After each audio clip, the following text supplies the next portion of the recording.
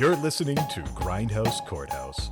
We put movies on trial to determine whether or not a film has committed too many movie misdemeanors to be considered viewable. Please rise for the honorable judge this episode. Welcome to Grindhouse Courthouse. The court is in session. Your judge for this week is me, Dylan, the most impartial of all the participants in this podcast. Joining me as the slightly less impartial juror is Adam. Say hello, Adam. Hey. On this week's docket is the case of The People versus Fist of Legend. This 1994 Hong Kong martial arts film was directed by Gordon Chan and stars Jet Li. Not to be confused with the original 1972 film Fist of Fury starring Bruce Lee. Not to be confused with the 2010 sequel, Legend of the Fist, The Return of Chen Zhen, starring Daniel Yen. And not to be confused with the 2013 Korean sports drama, Fists of Legend. So produced for an undisclosed sum, or at least one I couldn't find online, it entered a disappointing $14,785,000 box office gross in Hong Kong. The movie was a critical smash, however, pulling off 100% on Rotten Tomatoes, which obviously cannot be trusted, and a more realistic 7.5 stars on IMDb. Serving as the public defense for Fist of Legend, Dave will argue that you really need to watch the Cantonese, Mandarin, and English version of the film to have any opinion about it.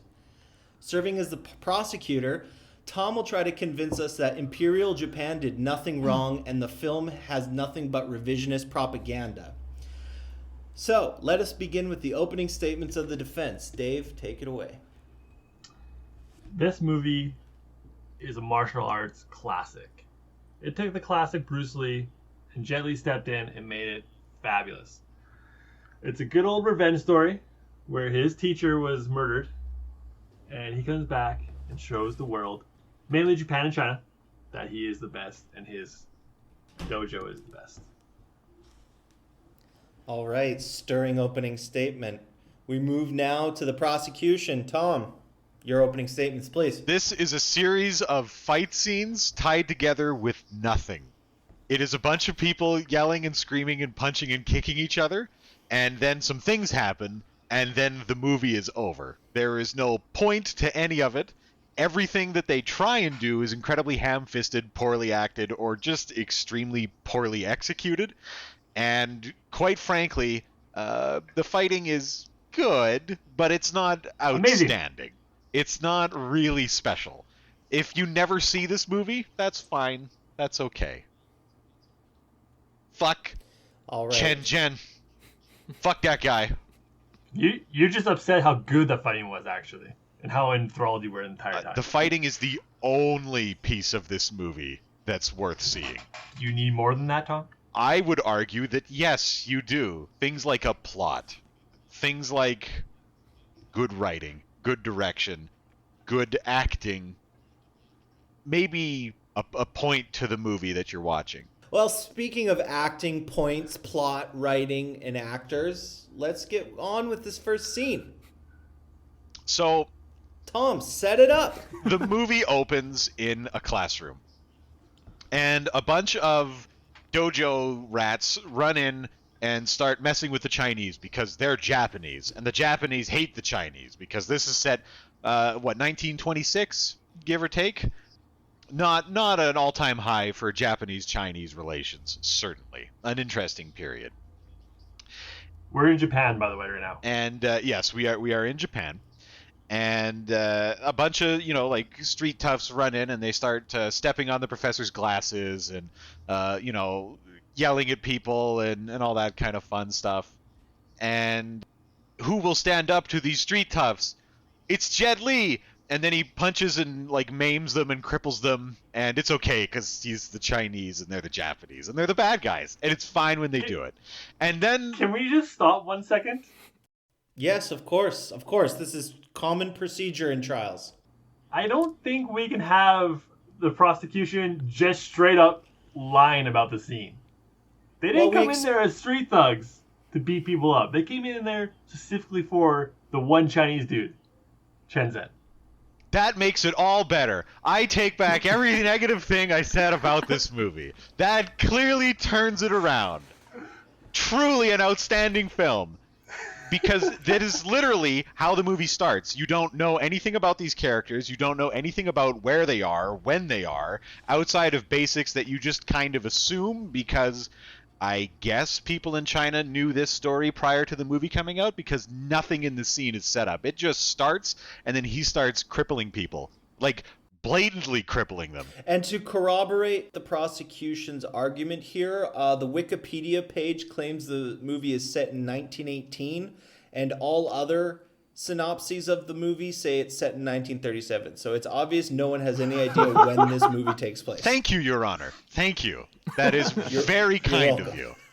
And we don't need to know the exact day it happens. We just know it happens after World War One or World War II.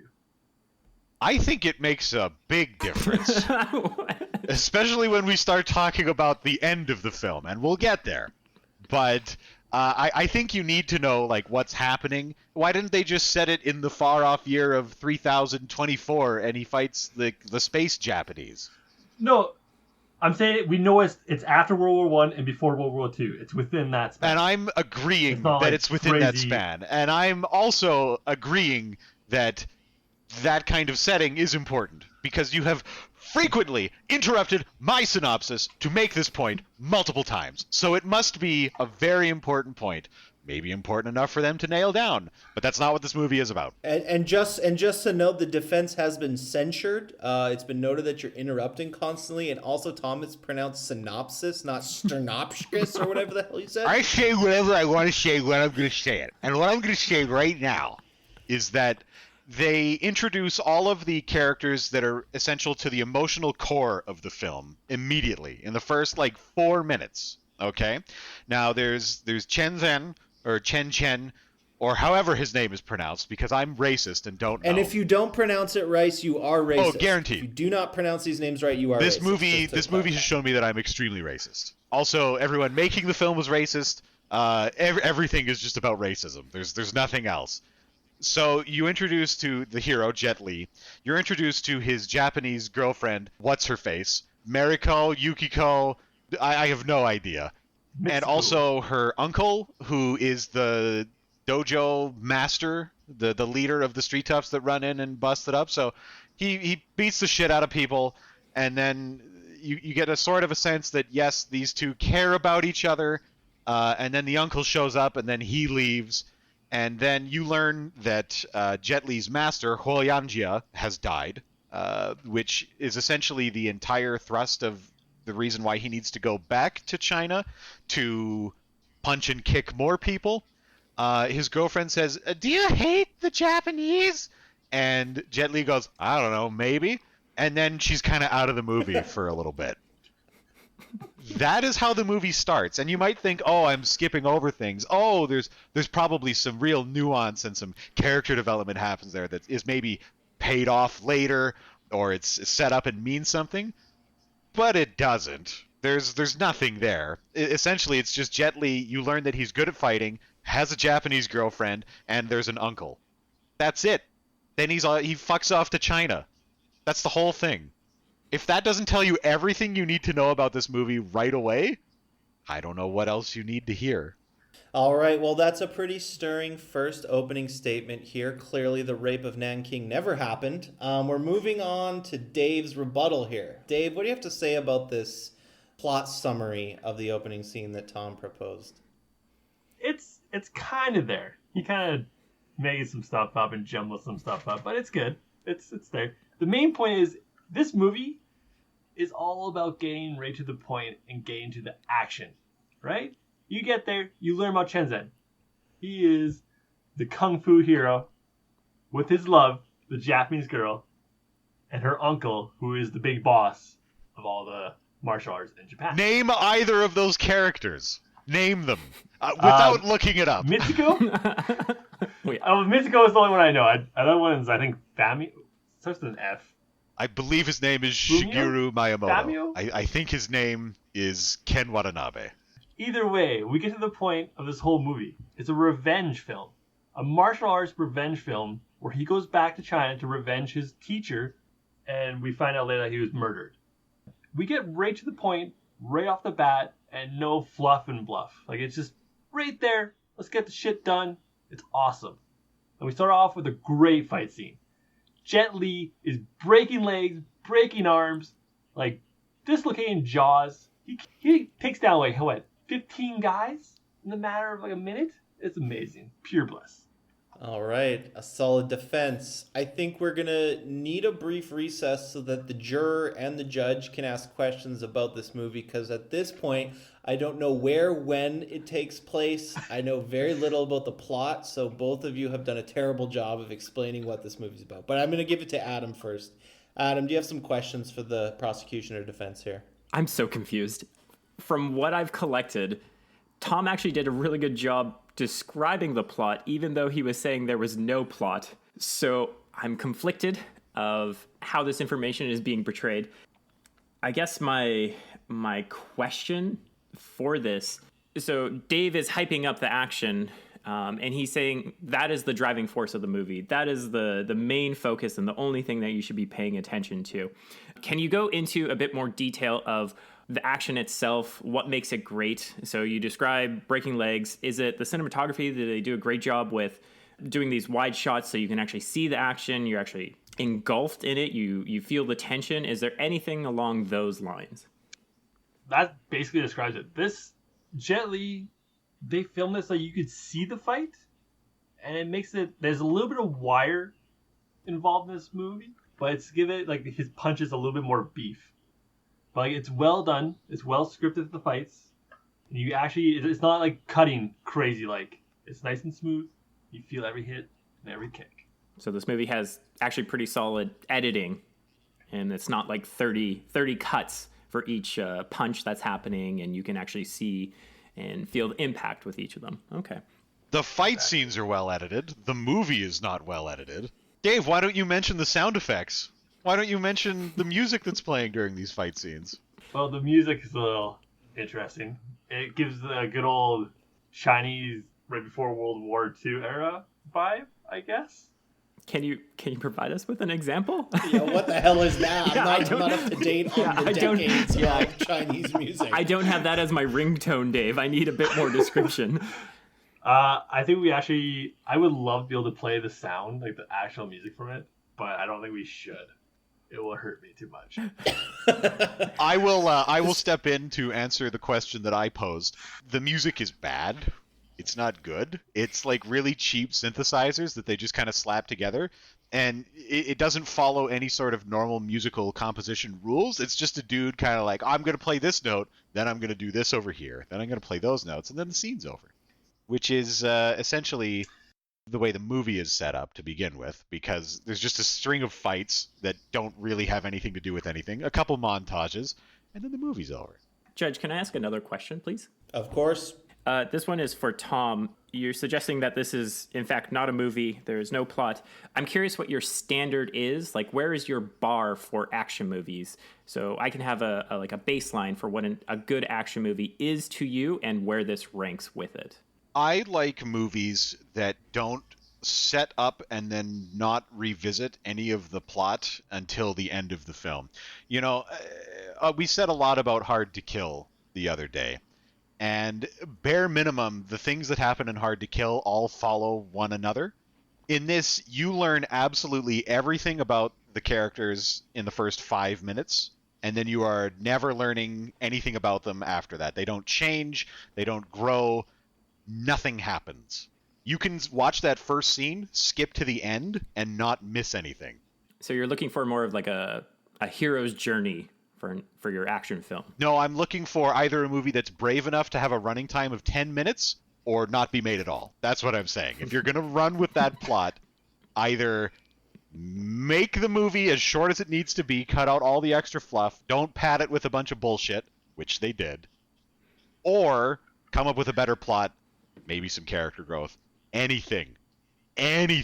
What about all the character growth with the teacher's son who becomes the head instructor, and all the jealousy comes through there and coming back to grow and accept Chen Zhen?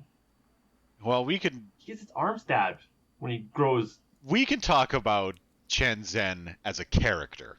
We can definitely do I should that. just clarify, ladies and gentlemen, the juror has his scheduled mid-conversation departure, so he has left the room. Really, I think it shows just an ultimate lack of respect to the process. I feel like he's already made up his mind. In the middle of my argument, he disconnected from the call, and I think that's prejudiced. I mean, quite frankly, I'm worried about the outcome now because he clearly doesn't want to hear the truth about this film.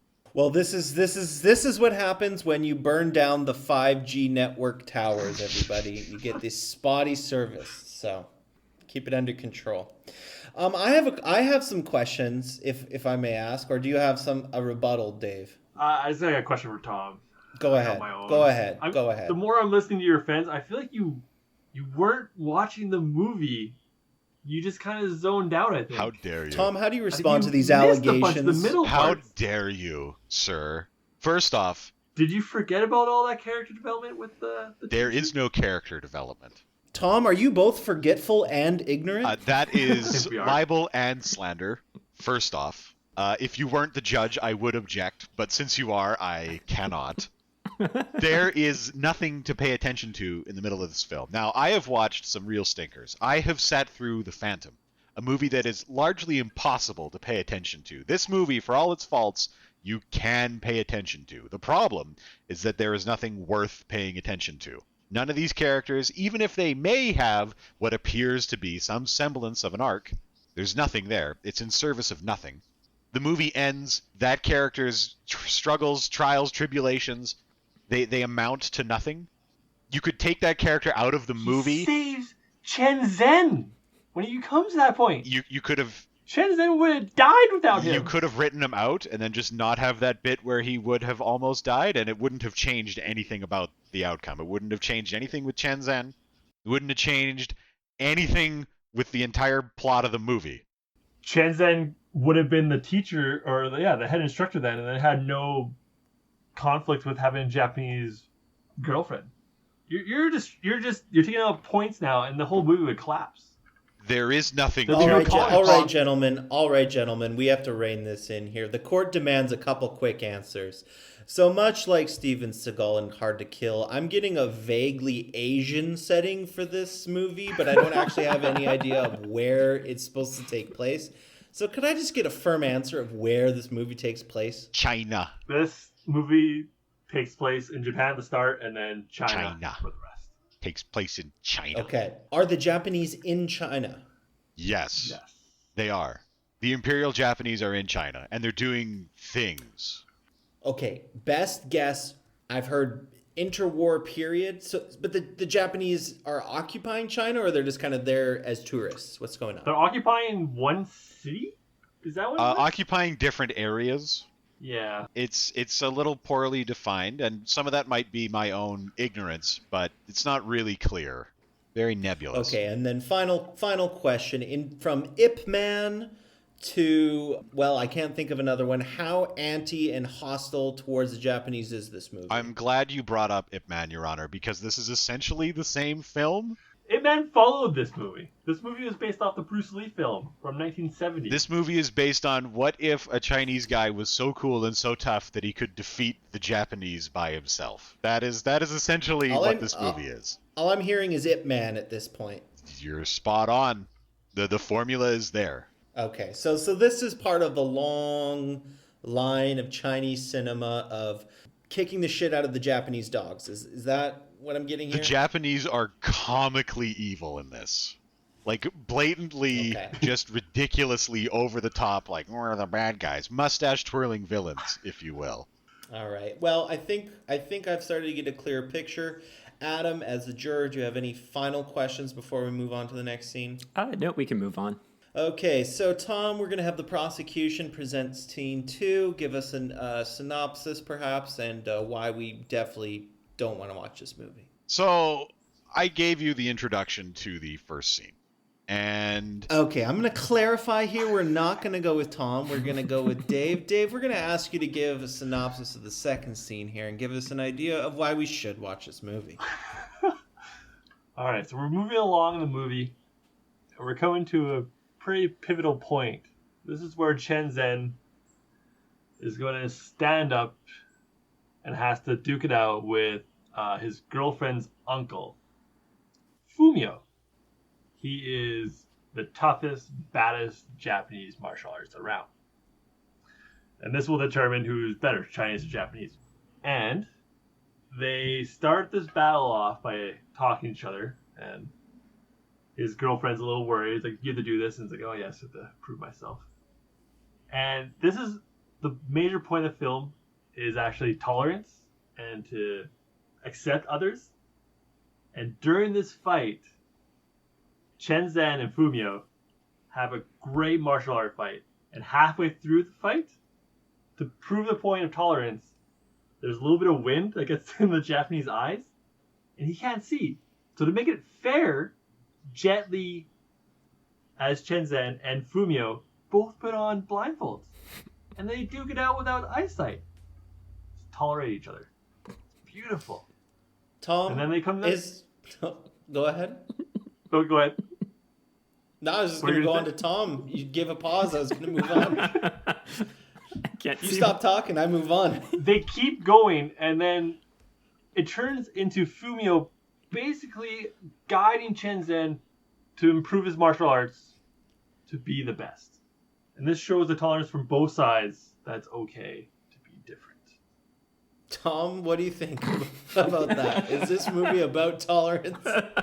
That is the emotional core of the film. That is what they thought they were doing. They were absolutely certain they were making just like a total banger of like, yes, this is the philosophy of what it means to be a martial artist. And they immediately follow this scene up of what is ostensibly, a nice bit of, we're two different people. You're young, he's old, Chinese, Japanese, period of strife, whatever, fine, sure. They immediately follow it up with Jet Li going to beat the ever-loving shit out of a Japanese general. What? Just hold on. Let's talk about this scene first before scene 3. Finish this scene first off. We have said everything that needs to be said about this scene. There is... Oh, so you know okay, we're saying this on the record. There's no negatives about this scene. It's perfect, it's beautiful, and it shows tolerance. Okay, scene 3. Let's go, Tom. Wait. We get our questions. Yeah, okay, sorry. We go on to scene 3. So, Adam, go ahead. Ask some questions. I got a million. Oh my god, okay. Can you give me a bit more context of why he's fighting his girlfriend's uncle? Like, what is the setup to this? Why does he need to fight him? You didn't describe it. You brought it in saying he just needs to fight the uncle. And I would also like to hear an answer to this one. But the general, the very, very evil general of the Japanese Imperial Army needs Chen Zhen to die to prove that they're superior. And so he actually tells Fumio to go kill Chen Zhen or challenge him to a fight. Oh, okay. That's why it's happening mainly. And then he gets dust or wind in his eye while they're fighting. Dust and wind. Okay, yeah. You said wind the first time, so I was slightly confused. Yeah. And I think in the scene it's just straight up wind. I don't remember seeing dust. You're not selling this point. Yeah. But moving on, besides that, it's a moot point, Adam.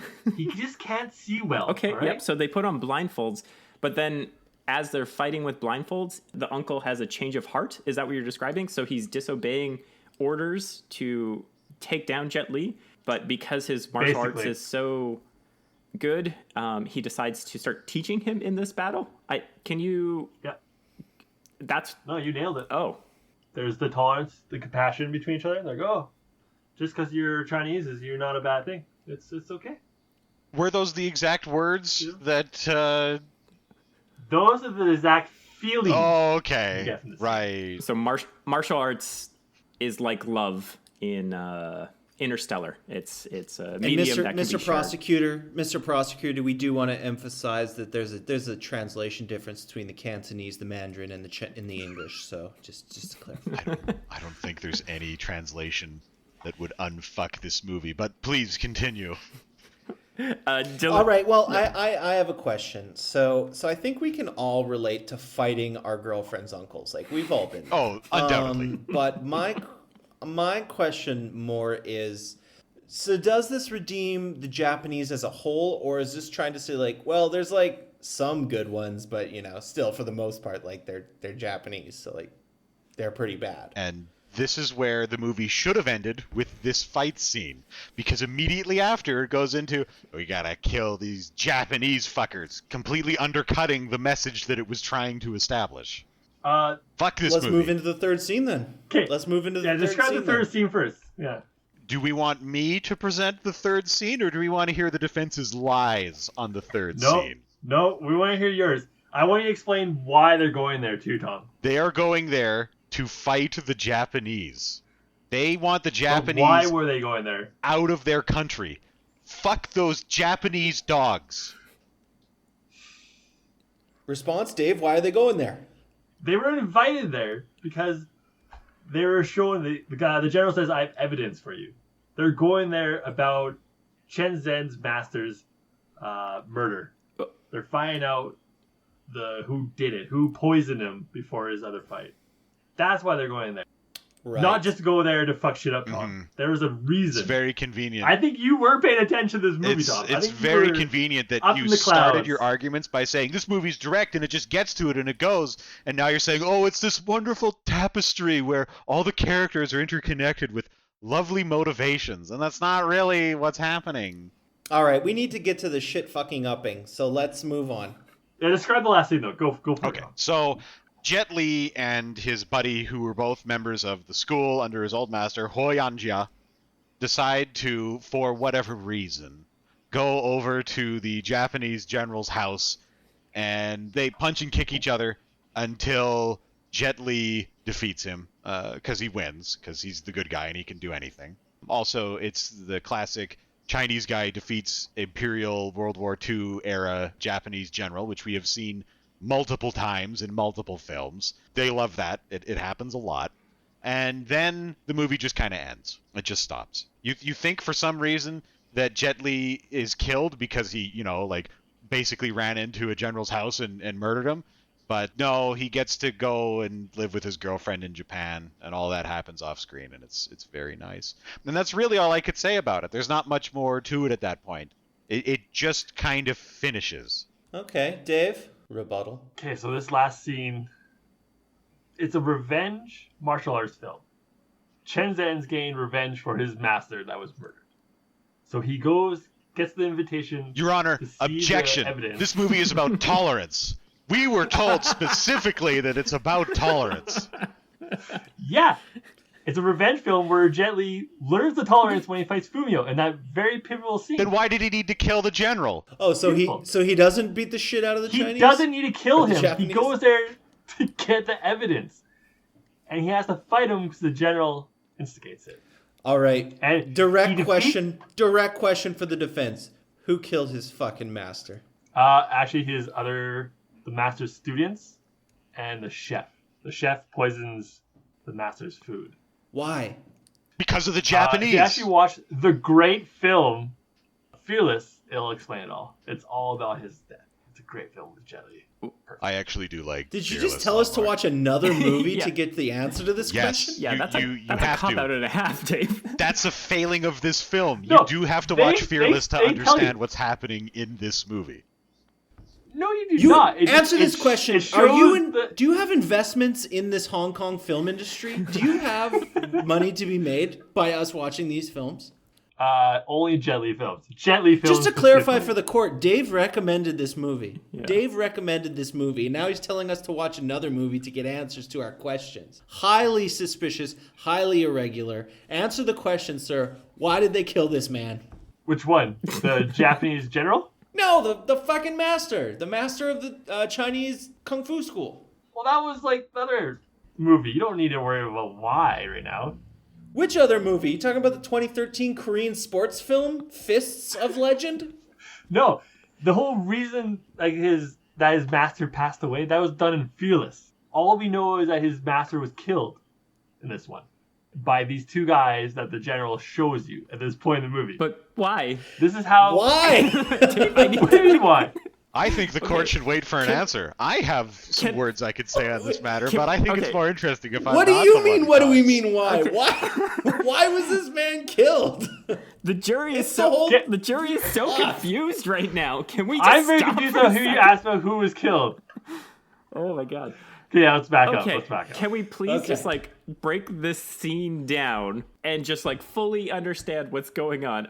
You're talking about a chef. We're talking about rats at one point. Like, can you just like sum this up in one nice line?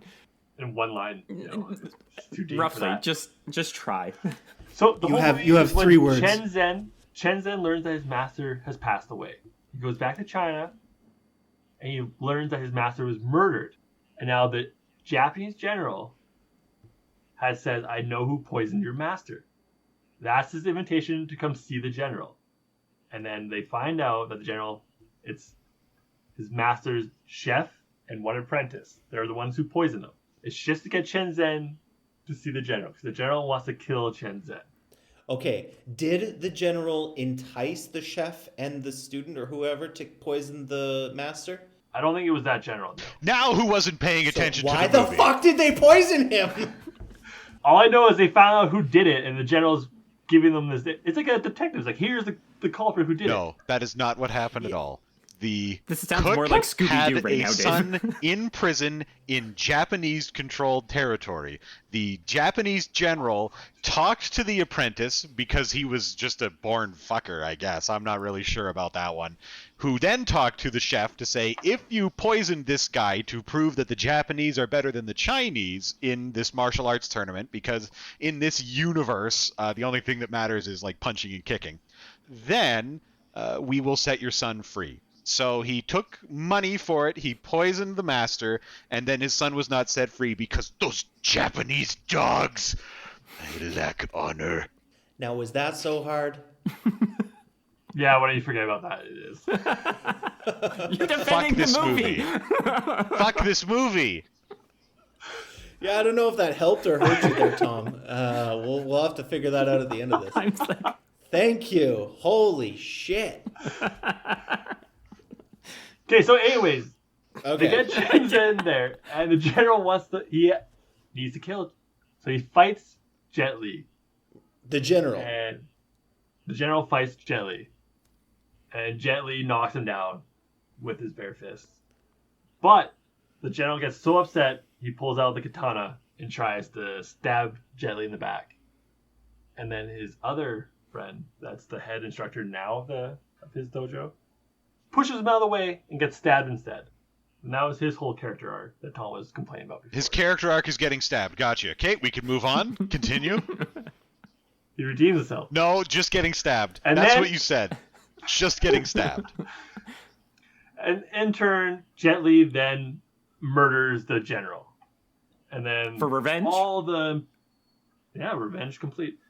The general's army runs in, guns are all pointing at Jet Li, and then the ambassador, who doesn't want to see war happen right now, steps in, calms the situation down, and they use Jet Li as an scapegoat. They say they kill him. You see him get carried out on a stretcher to prevent a war. Which happens 2 years later anyway because World War II breaks out. Yeah, but it's not. Or 18 their years fault. later, Oh. or 6 months Or- prior to something like that. Yeah. But yeah, that's basically what happens. Jet Li becomes the Go. scapegoat to prevent war. And when it happens to Jet Li, do they kill him or? No, does no, get away or he what? gets out. No, they actually, I think they used the body of the apprentice that poisoned his master as Jet Li's body. Yeah. Well, how'd he die? Nope. The general shot him. Nobody knows. No, he shot the other guy in the head. That was the apprentice. No. The only person who gets shot in this film is the guy who defeated Huo Yanjia. No. They walk in and the general's like, this is the guy that helped poison your master. He pulls out the little pistol and shoots him in the head. Oh, right. Like, That's away. right, because he does the flip, and then there's no exit wound. The bullet just stays in his skull. It's really thrilling stuff. Perfect. Very well executed. But yeah, so he is the scapegoat, and then everyone thinks Jet Li's dead. It prevents the war, and Jet Li moves with his girlfriend and lives happily ever after. Yeah, except you don't see any of that. You just see him get into a cab and then say, "Take me to Japan, please," and then they roll the credits. What more do you need?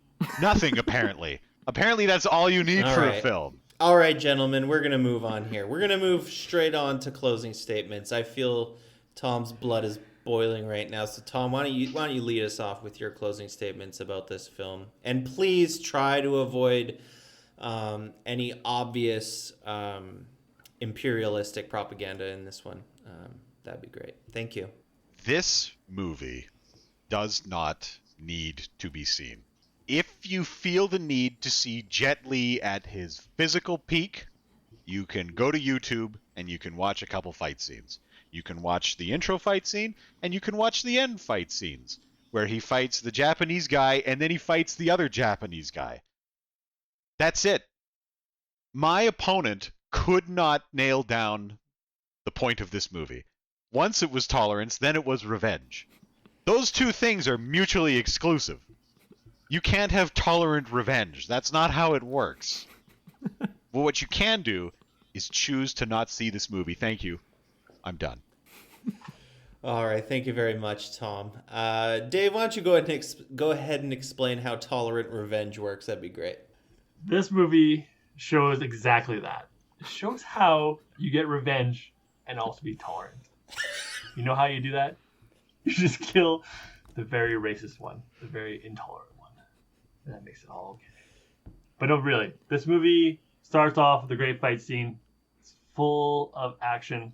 You do get a few arcs. You learn about his people in his life. You get to see his love blossom. I'm trying not to just scream into the mic right now. But yeah, so you learn that Shenzhen, you see a beautiful arc of him going back, find out who kills his master, getting revenge through martial arts by not killing them, but being able to understand them, become tolerant of them. Until he kills them. Beautiful. You heard it here, folks. You heard it here first. Tolerance is killing the intolerant. That's what it's all about, folks. That's what it's all about. Okay, beautiful. All right, we're going to turn to the deliberation phase here. So, Adam, we're going to give you the chance to ask our defendant and prosecutor a few questions before we start to make up our minds about whether we're going to watch this movie or not. So, Adam, take it away. My first question is for Tom. Tom basically described this movie as so simple that it's not worth watching. But yet, I felt he was explaining the most out of the plot, and it actually sounded a bit more complex than he was giving on. So, Tom, is this movie extremely simple, or does it actually have a narrative that we can follow? Because it's very unclear with what you were describing at the very beginning with your opening case, and then how you were also assisting Dave developing these scenes. If your criteria for complex is narrative you can follow, I've got a bunch of things I can recommend to you that will entertain you endlessly. There's a bunch of kid shows that have narratives that you can follow, and that's fine, but we wouldn't describe those as complex. We would describe them as simple. Nothing that happens in between the beginning and the final fight scenes really have any impact on anything that gets you to those final fight scenes. You kind of know everything you need to know without having an entire subplot about the cook who killed some people or the uncle character that we didn't mention who is truly fascinating in how useless and unimportant he is. And you just don't need it. If you can take something out of a movie entirely and still get all of the beats, did you need it there in the first place? That's a question you have to answer as the juror right now. I don't feel that's my obligation right now. I'm here to make a decision. Yeah, we asked the questions here. Oh, I'm sorry, Your Honor. Hey, Dave, why does he date a Japanese girl if he's not sure that he likes any Japanese people in general? Did they ever explain that? Is it just that he was in Japan? I, too, would like an answer to this in Japan, and he saw this beautiful lady, and his heart started to beat. He fell in love at first sight. That's not in the movie. That's not there. They have like 1 or 2 scenes where they actually interact with each other. That's it, out of the entire film. Judge, I believe you were asking me a question, and The prosecution is just jumping all over my face. That is absolutely settle true. down. Tom, can you keep your damn trap shut for a minute here? We're trying to get some questions. Your Honor, I will jump all over his face if he's just going to sit there and spout lies. Yeah, and Hey, also you found lies. jump all over his face is not an expression. No one's ever used that expression before. So let's. Can we question the action for this? Because okay, so if this movie has no story, at least the action It's should be jumping down your throat. It's jumping down someone's throat is the expression. Can we focus on the action? I need kind of like a reference as well.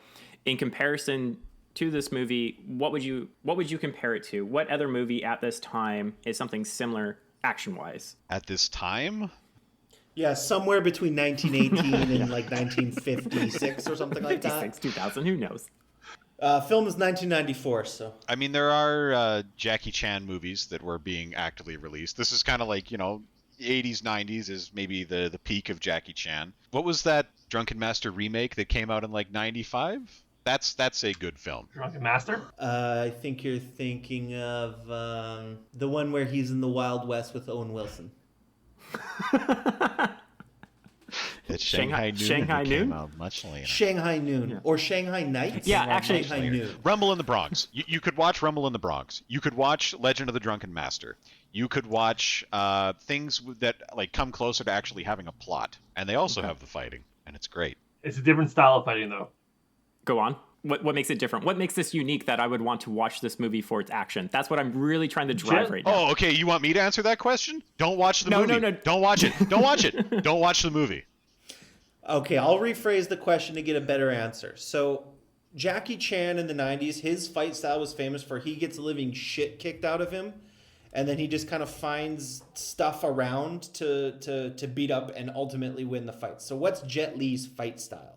Jet Li's more true to martial arts and the kung fu style of China. If you want to see some really good kung fu action, Jet Li knows how to If do you it. want to see a guy So who's like never Bruce really in Lee. danger and can just take control of any situation and win whenever he feels like it, Watch Steven Seagal, then. Watch Steven Seagal. watch this movie. It's very much like the Steven Seagal style, because at no point do I ever believe that Jet Li is really in danger. Every single fight, when you think he's losing, he just stands up and he's like, I'm gonna win now, and then he does. Okay, but compare that to Enter the Dragon, the greatest martial arts movie made of all time. Is Bruce Lee ever in mortal danger? Like, even Chuck Norris, he kind of kicks the shit out of him. I really like that movie. I demand an answer. Silence speaks for itself. Speechless. Okay, we're moving on to the deliberation phase here. Okay. Adam, final thoughts and your decision, please. Yeah.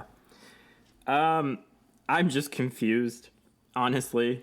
The way this movie was described and not described, I have no idea what's going on. I don't know why I would want to watch this. It could be an interesting timepiece, but I have no idea where in time it's set. I'm not getting a strong enough argument for like why the action is great, what makes it amazing. If there's any great cinematography used. Dave mentioned that there is good editing, so this movie might have a standard up to that. I will probably not be watching this movie, and it's mainly due to the fact that I might have to watch another movie in order to understand it. And I'm also just not tolerant. Yeah, and to remind everyone, Dave told us to watch some other fucking movie to understand why the master got murdered, which we're definitely not going to do. Actually, Fearless is an amazing movie. You should watch it. Which movie is this that we have to watch also? What's it called? Fearless. It's actually Fearless. Fearless is actually an amazing film. It takes everything this film thought it was doing and does it infinitely better. And so is it a sequel? No, it's a prequel. Okay, but there's also a sequel, which I So this identified earlier. Do we get Yes. a trilogy? Danny Yen. Wait, what? I think it's Danny Yen. So did we just watch the middle movie and part of this trilogy? So that's why it's a bit convoluted? Donnie Yen, sorry. Okay, the problem there is that this movie was released in 1994. Fearless was released in, 2008? It's weird. Doesn't make any sense. All right, let's not get sidetracked here. We're still in the deliberation phase. Okay, I have some comments, and then I'm going to give you my decision. So first off, also just super confused the whole way through. I have no clue what this movie is really about, what's going on. However, I have seen Ip Man, and I loved Ip Man, so this movie's kind of piqued my interest. Also, it has 100% on Rotten Tomatoes. 100%. Which, is immediate, red flag that there's no way this movie is that good. Because what, am I supposed to believe it's better than Godfather Part 2? No, of course not. But obviously it's developed enough of a cult following that people are going to spam Rotten Tomatoes to give it 100%. So my interest is peaked enough that I'll probably watch it. You should watch the whole trilogy now. Okay, that's not happening. Okay, so with that, court is adjourned. Decision made. Adam has decided not to watch it. I have decided to watch it. And per the rules of this show, we will come back next week and I will talk about my impressions of the movie, whether I feel that the prosecution and the defense lied about it, or whether I felt like it was a great film. All these little details will be hashed out after the entirety of next week's episode. So thank you for joining us. Again, this is Grindhouse Courthouse.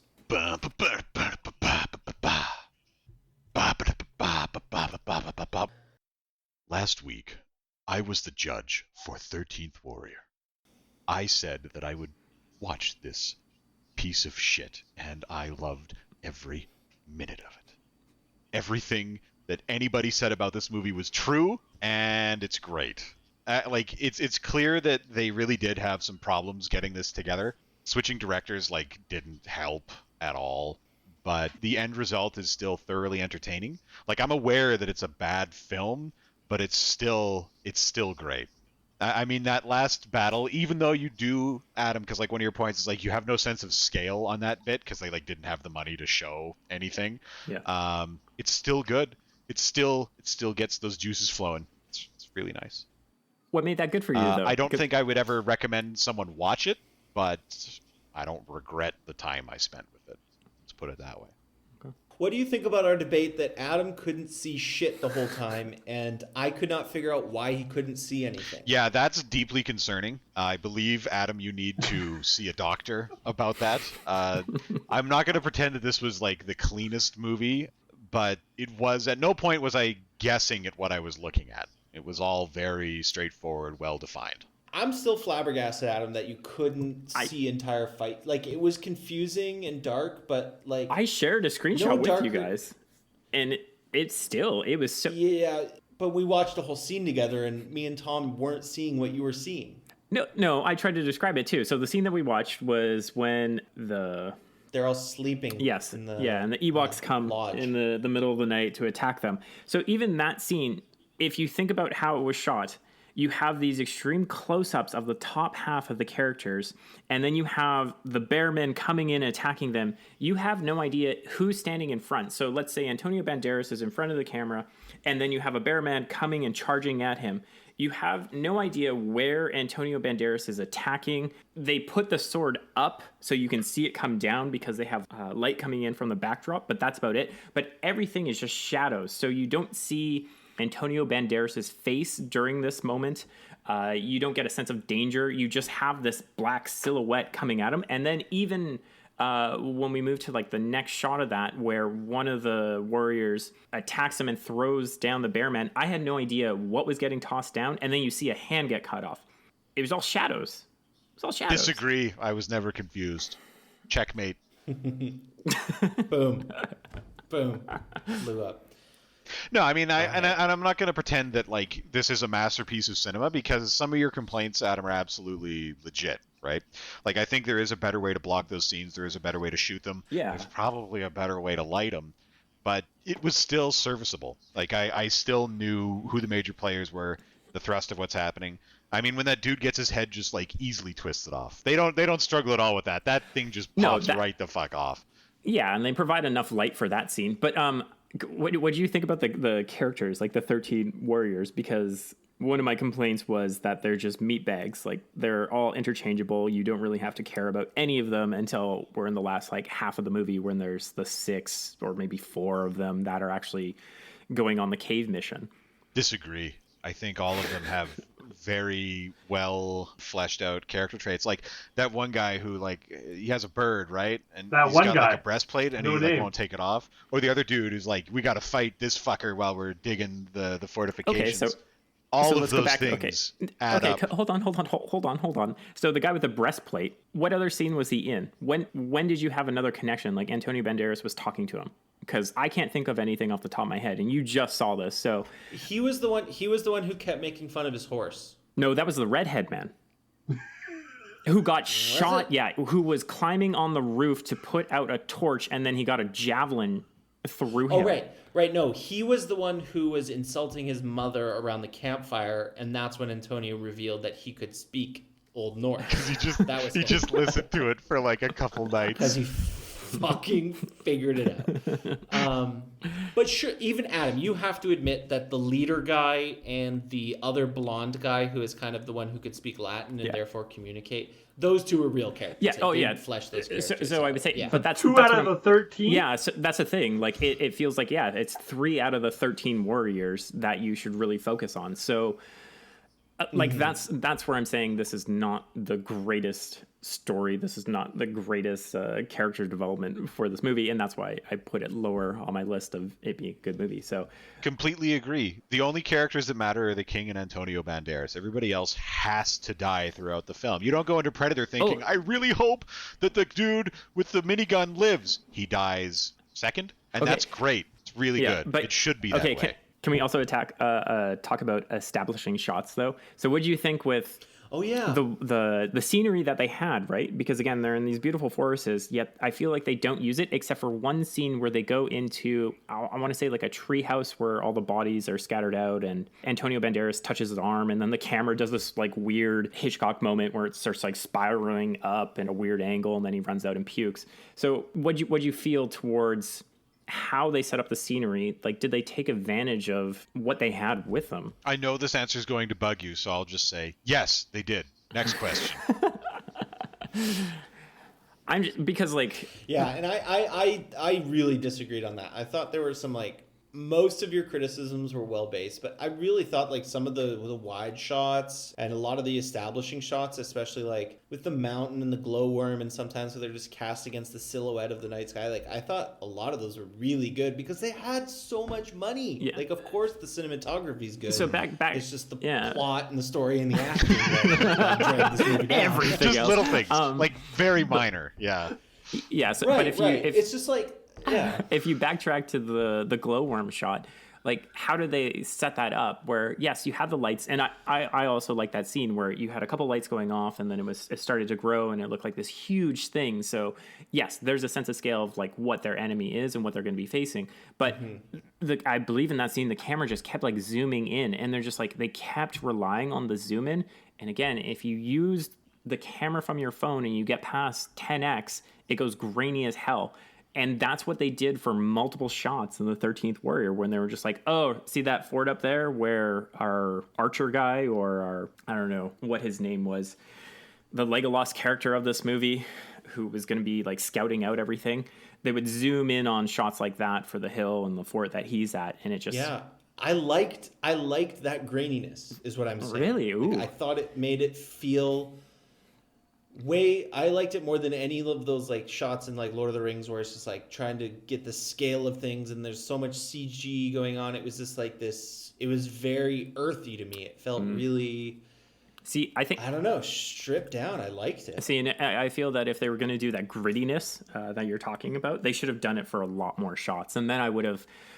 Like, there would have been an overall theme for it that I would have enjoyed a bit more. Yeah. But... Yeah, and that's exactly what I'm saying. I wish they would have done it throughout the whole thing and given it more of, like, an indie feel.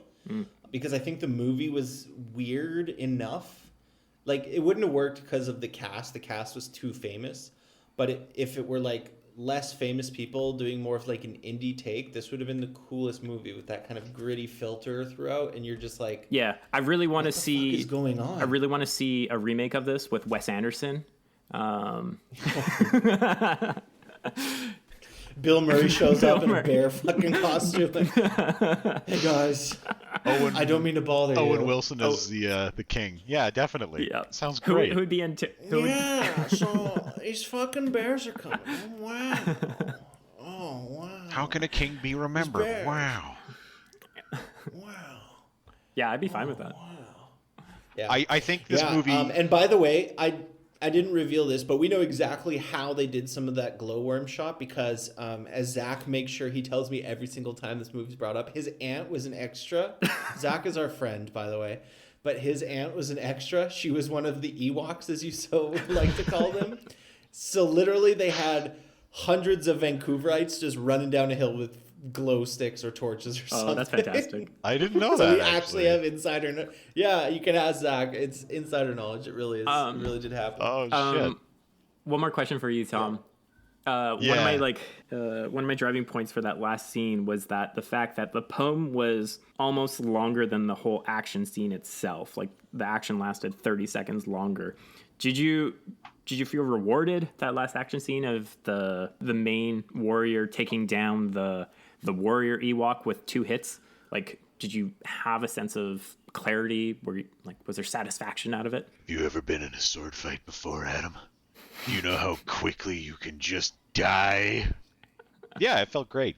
I mean, like, I'd prefer some kind of, like, Helm's Deep confrontation, but, like, by that point in the production, they probably, like, didn't have an ending. McTiernan was out, and Crichton was in, and, like, Crichton doesn't know how to direct large action scenes. Like, McTiernan probably didn't either, right?